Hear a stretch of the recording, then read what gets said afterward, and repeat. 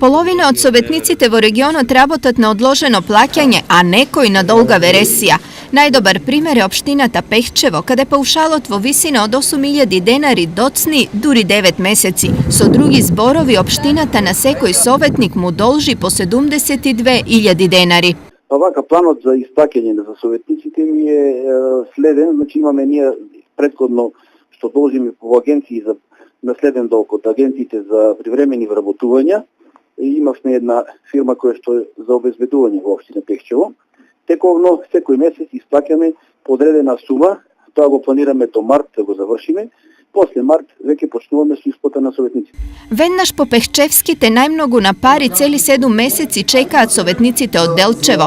Таму годинава се исплатени само 2 паушала. Вкупно за земање советниците имаат околу 1 милион денари или по 73.000 денари по советник. Останатите општини паушалите ги исплаќаат со задоцнување од 2 до 3 месеци. Се обидувам до крајот на годината целата предвидена ставка за исплата на хонорари на советниците да биде потрошена. До крајот на годината ќе стигнеме до еден неисплатен паушал на советниците. Така ни е предвидено со ребалансот на буџетот. Колку доцнењето на паушалот советниците ги демотивира во работата?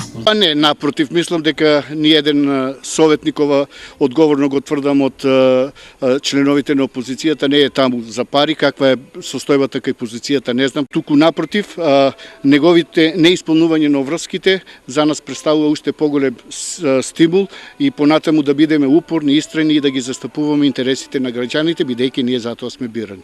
Исклучок од правилото е Штип, која е единствена општина која на советниците не им должи пари.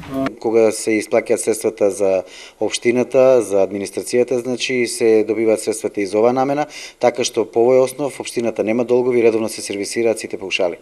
Останатите општини долговите кон советниците кога тогаш мора да ги исплатат, зашто во триаголникот советници работа пари, парите засега се важен и цврст мотив.